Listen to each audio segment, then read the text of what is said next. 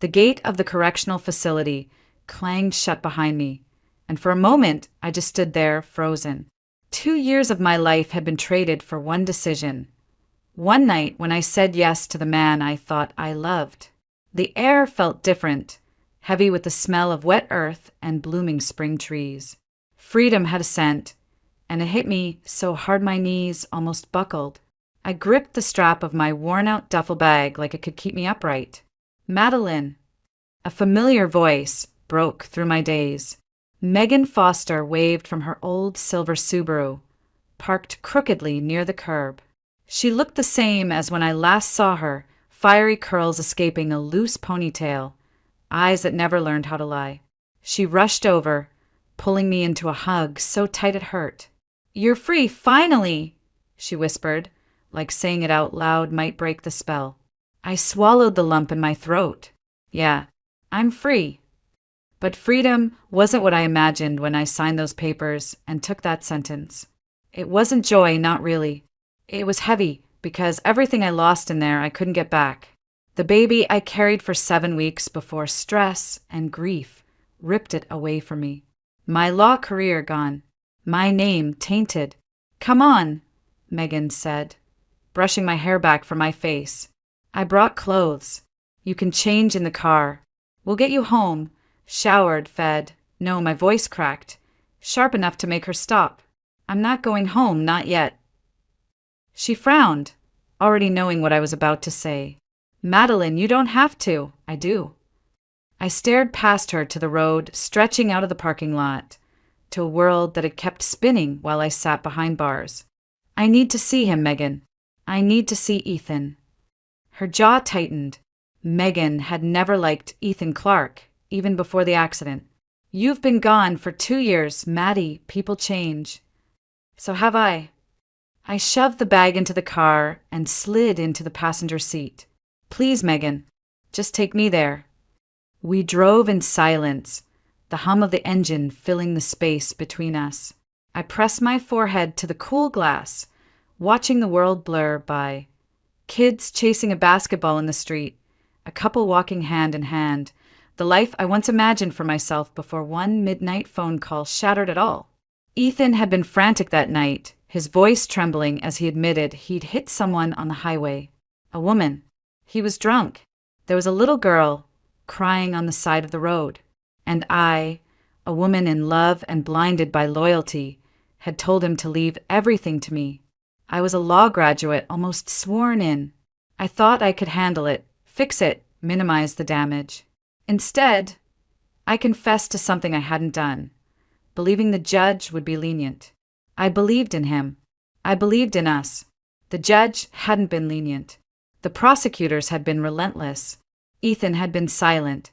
I'd spent 2 years replaying that night.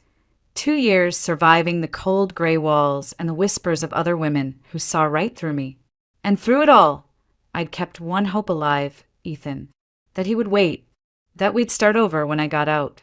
That somehow this sacrifice would mean something. Megan pulled up outside his apartment complex and killed the engine.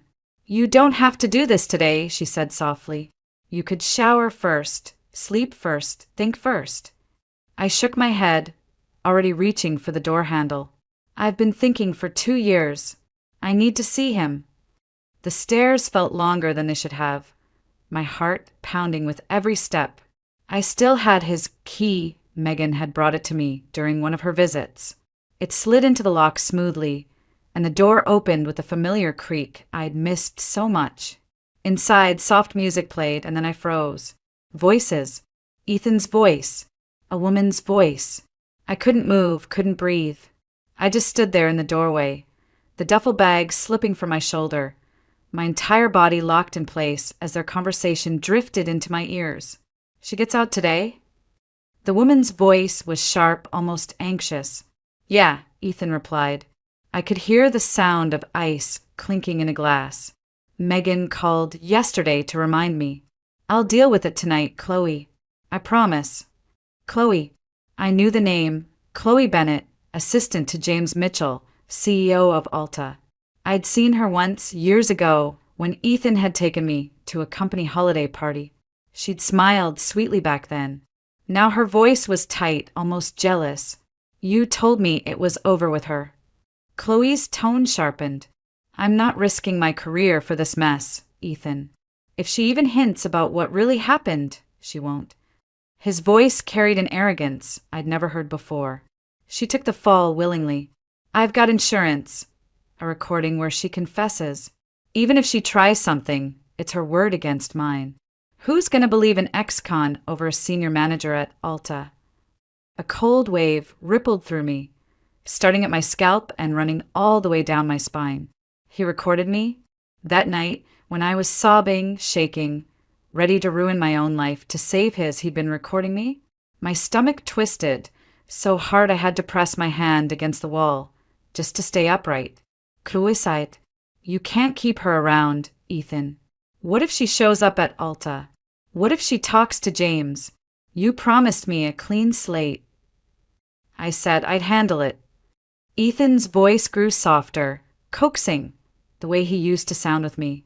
I'll meet her tomorrow, give her some money, ask her to move on with her life. She's smart enough to take it.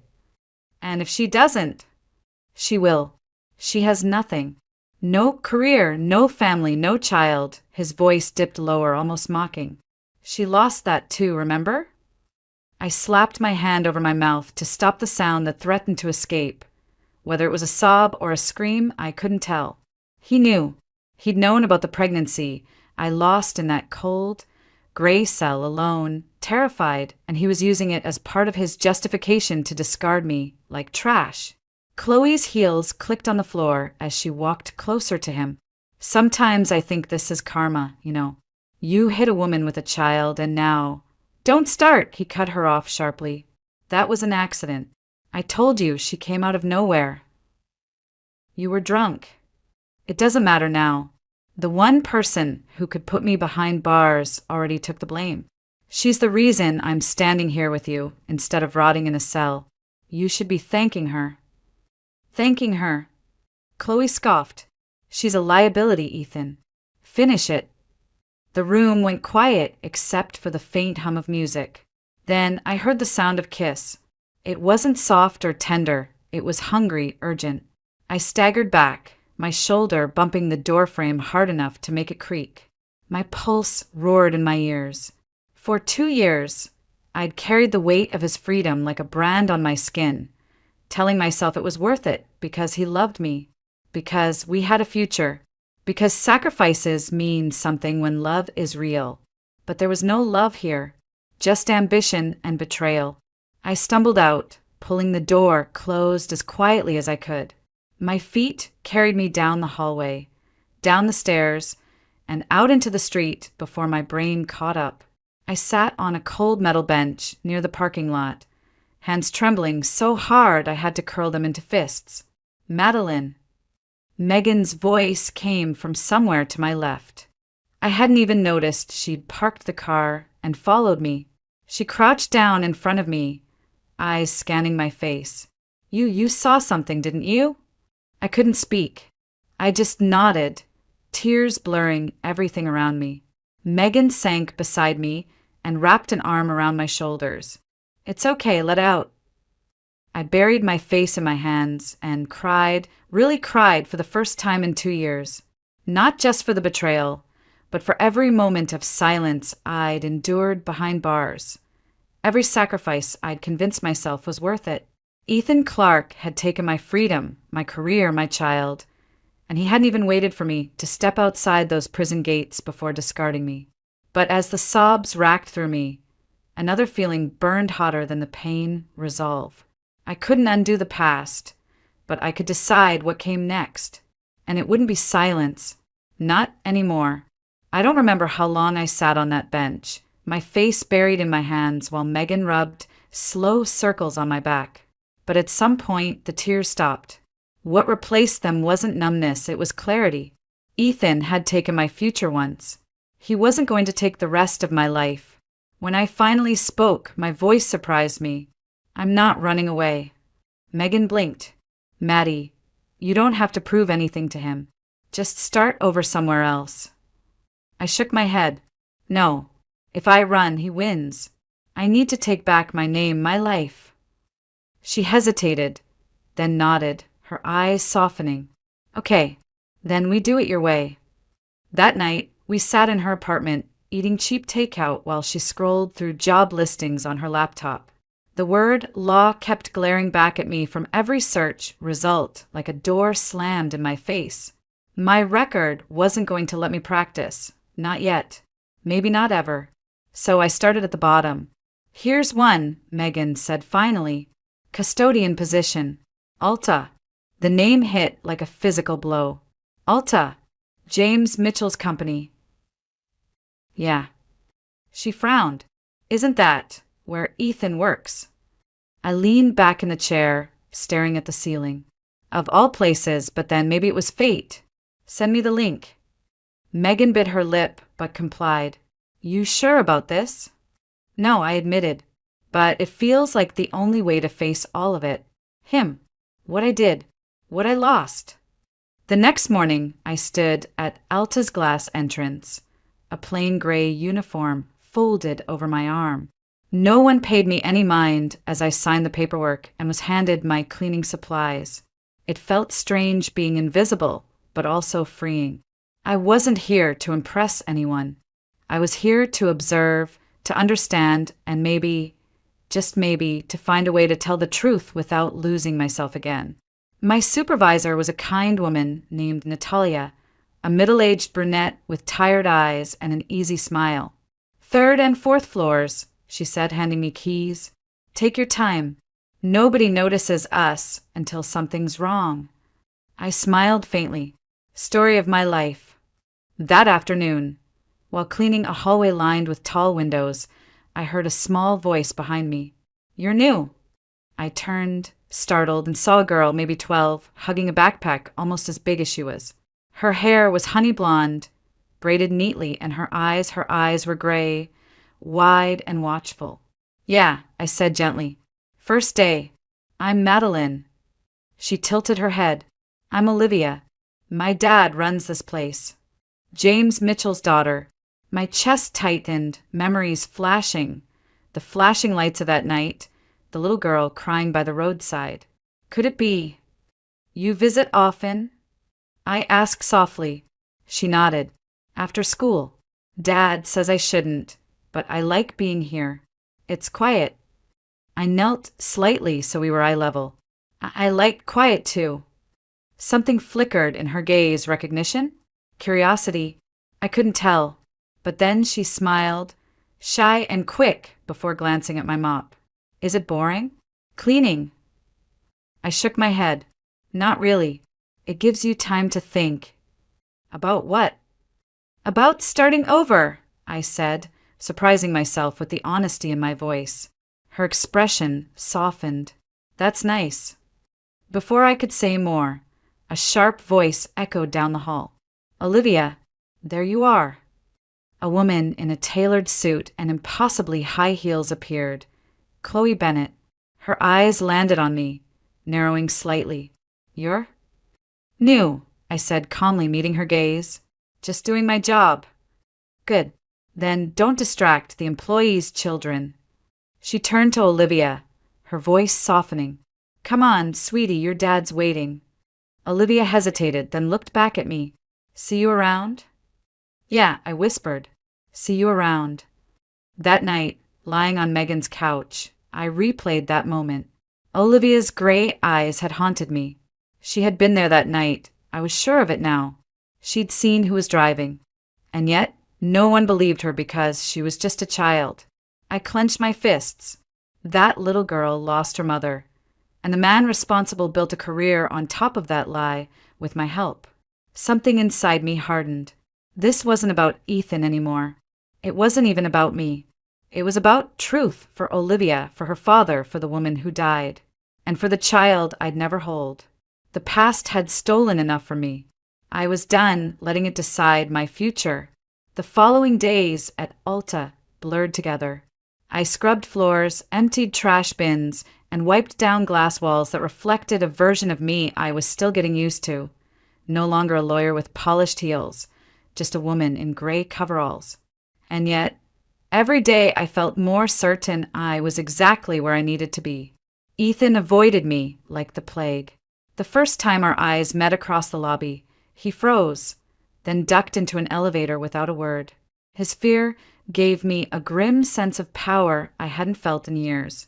He knew I wasn't going to disappear quietly. 3 days later, he cornered me in the staff parking lot. "Maddie, we need to talk." I set down my mop bucket, folding my arms. "About what?" "How you sold me out. How you and Chloe celebrated while I rotted in a cell." His jaw clenched. "You don't understand." "I understand perfectly. You begged me to save your career. I did. I lost everything. And you moved on." My voice trembled, but not from fear.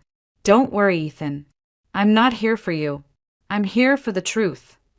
He glanced around nervously. "Look, I can make this right. I can give you money, help you get out of this city. Just don't dig into the past." I stared at him, incredulous. "Money? That's what my life is worth to you." His expression hardened. "You don't have proof. And even if you talk, no one will believe you." I stepped closer, lowering my voice. "Maybe not yet. But I'm not the same woman you manipulated 2 years ago. I'm not afraid of you anymore."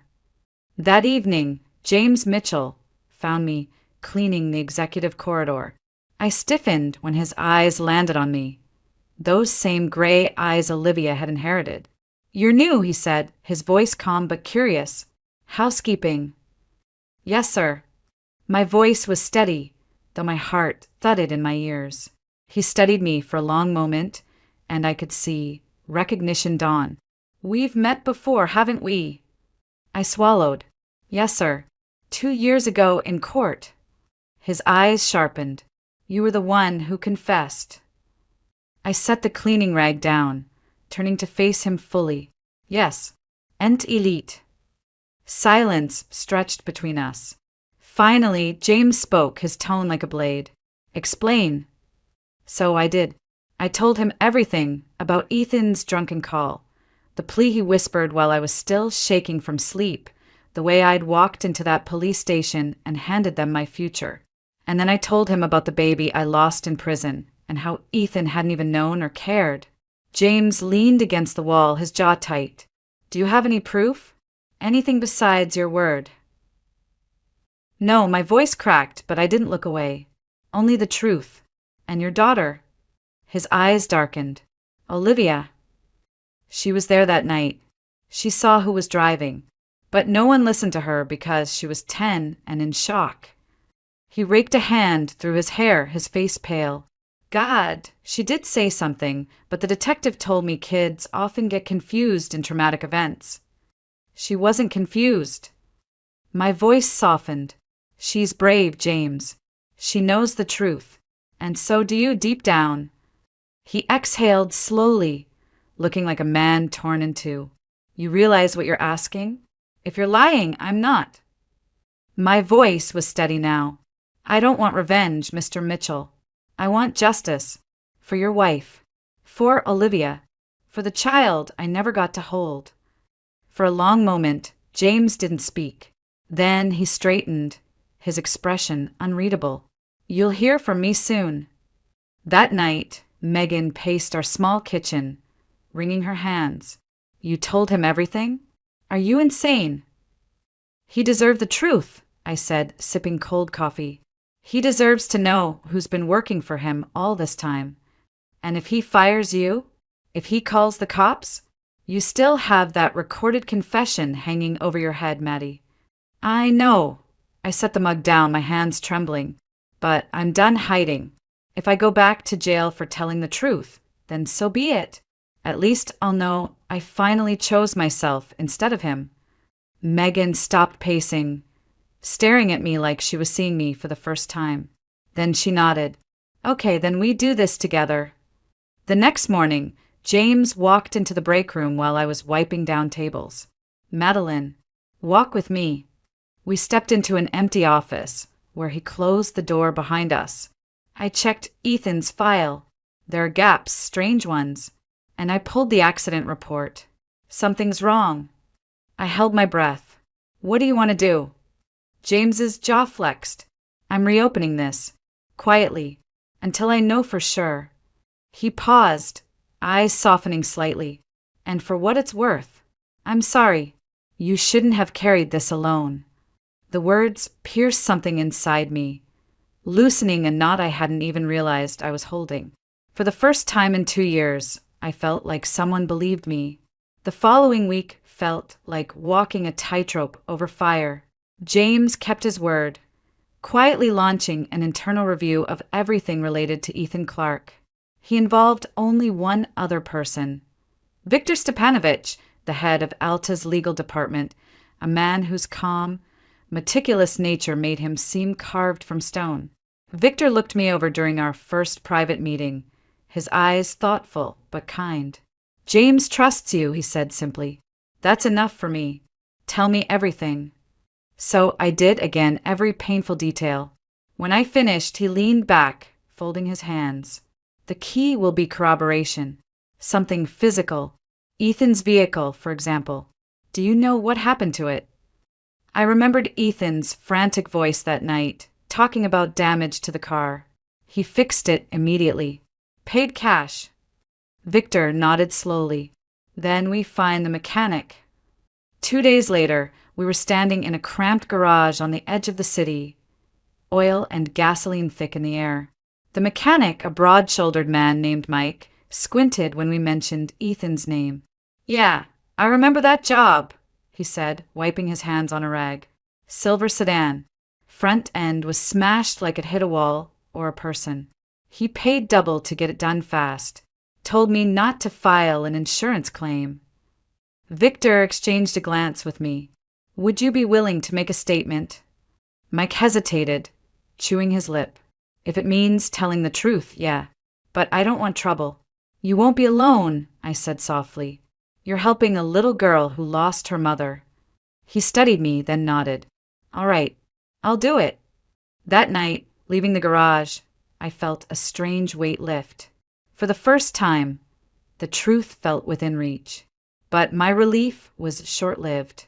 As Victor and I pulled onto the main road, headlights flared behind us. Too close, too fast. Do you know that car? I asked, glancing in the mirror. Victor frowned. No, but it's been there since we left the lot. The vehicle, a black SUV, matched every move we made. When Victor turned right, it turned. When he slowed, it slowed. My stomach tightened. They're following us, I whispered. Victor's grip on the steering wheel tightened. Hold on. He made a sudden left, cutting through a side street, but the SUV stayed on our tail. Who would? I stopped mid-sentence. Of course I knew who. Ethan. Or Chloe. The SUV suddenly accelerated, closing the gap. Victor cursed under his breath, then swerved hard into a crowded parking area near a grocery store. Get out. Blend in with the crowd. I'll loop around. I hesitated. Victor. Go, Madeline. Now. I bolted, weaving through shoppers, my heart pounding so loud I could barely hear anything else. I ducked behind a row of parked cars and crouched, watching as the SUV prowled past before finally peeling away. Victor returned 10 minutes later, pale but steady. You all right? Yeah, my legs trembled. But they know. They know we're looking. The next day at Alta, I found my locker slightly ajar. Nothing was missing, but everything inside had been disturbed. Uniform folded wrong. Shoes turned over. A warning, subtle but clear. That evening, Megan threw her hands up when I told her, Maddie, this is getting dangerous. You can't keep doing this. I'm not stopping, I said, voice firm even as fear gnawed at me. They tried to scare me before. It won't work this time. She hugged me, gripping my shoulders tight. Then, at least promise me one thing. Don't do it alone. 2 days later, James called me into his office. We're moving forward. Victor got Mike's statement, and Olivia remembered something. My heart skipped. What? She said she saw a man's hands on the wheel. Big hands with a silver watch. You didn't have one, did you? I shook my head. Ethan had one. Always wore it. James exhaled slowly. It's not perfect, but with the mechanic, it's enough to open a formal review. I've already contacted a state investigator I trust. I stared at him, stunned. You believe me? He looked straight into my eyes. I believe the truth matters, and I believe you're telling it. For the first time since I walked out of prison, I felt my knees go weak, not from fear but from relief. Someone finally saw me, not as an ex-convict, but as a woman who had been wronged and was fighting to make it right. But deep down, I knew it wasn't over. Ethan wouldn't just sit back and watch everything unravel. He'd fight dirty like always. And when cornered, men like him became dangerous. For 3 days, the air around Alta felt charged, like the quiet before a storm. Ethan hadn't spoken to me since the parking lot incident, but I could feel his presence like a shadow at the edge of every hallway. Chloe avoided eye contact altogether, her polished heels clicking nervously across the marble floors. Everyone knew something was happening, even if they couldn't name it. Then, one evening as I left work, Ethan was waiting by the entrance. His posture was stiff, his eyes darting between me and the street.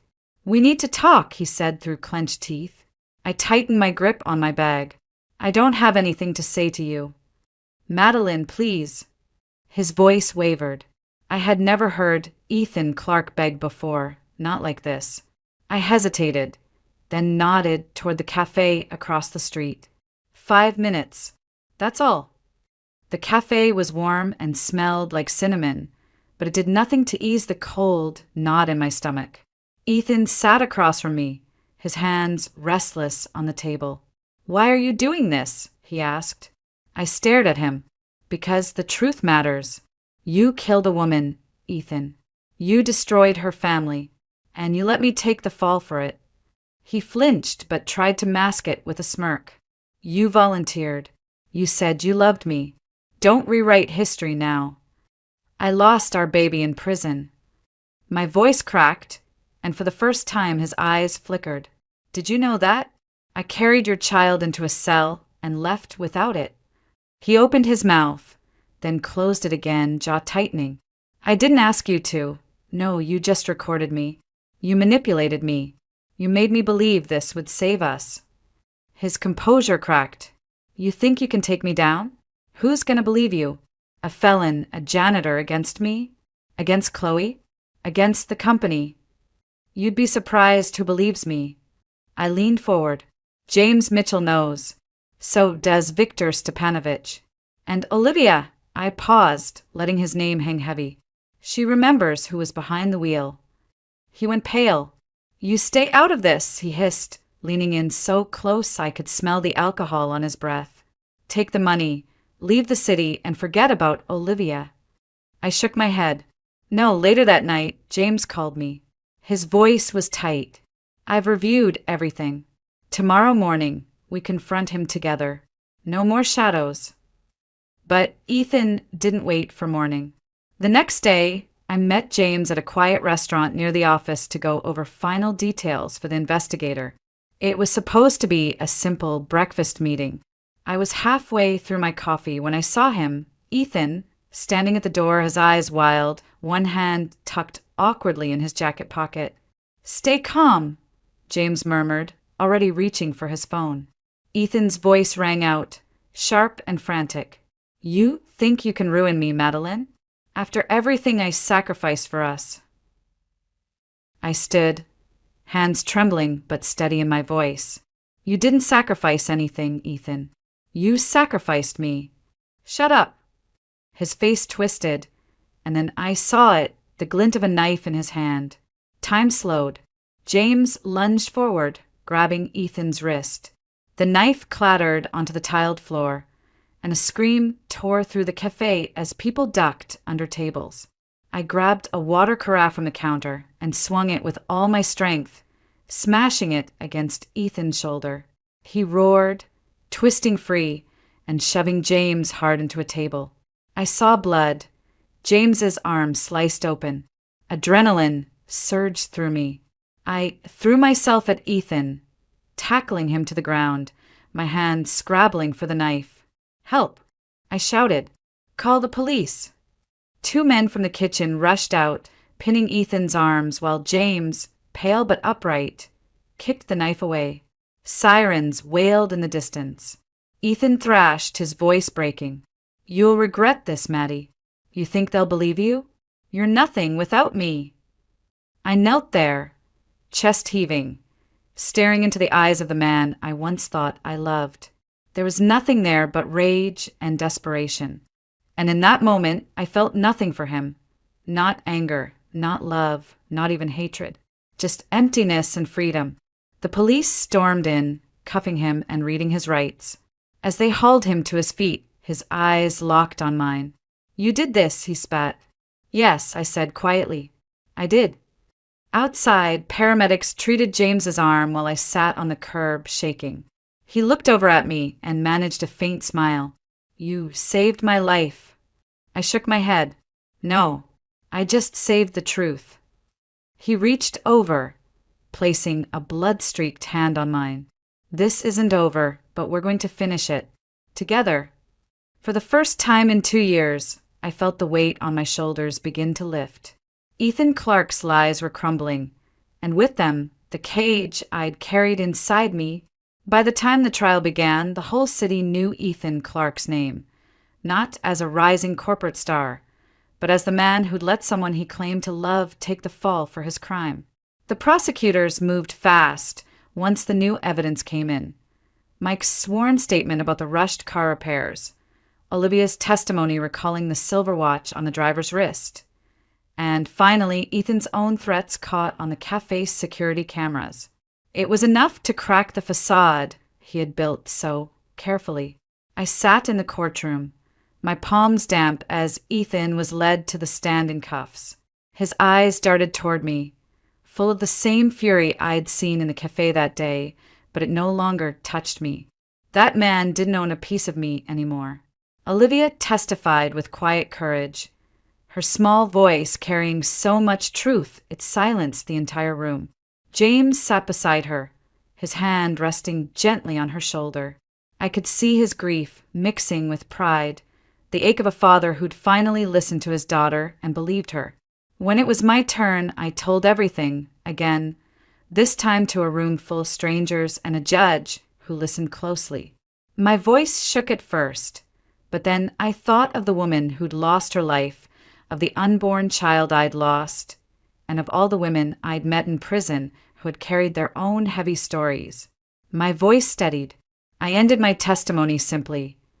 I lied because I thought love meant sacrifice. I was wrong. Love built on lies isn't love, it's a cage. And I won't live in one anymore. The jury didn't take long. Guilty. Ethan was sentenced to 10 years in prison for vehicular homicide, obstruction of justice, and attempted assault with a deadly weapon.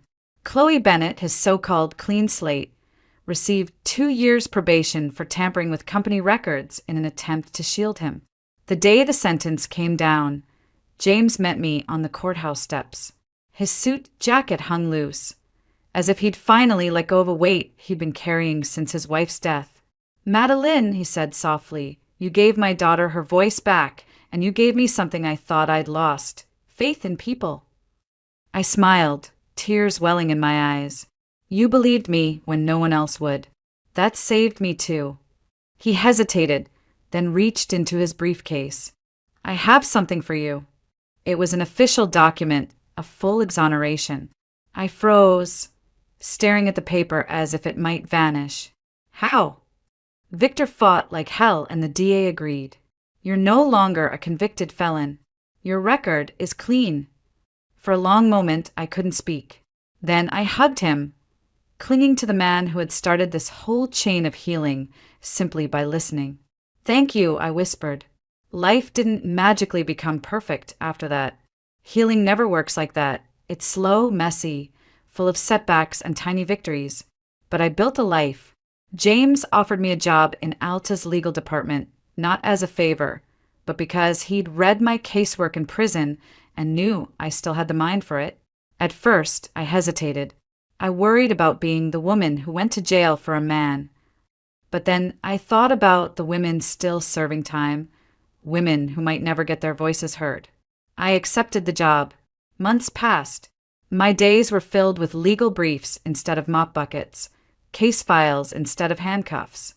I started volunteering at a women's reentry program on weekends, sharing my story to remind others that one mistake or one manipulative partner didn't have to define their entire lives.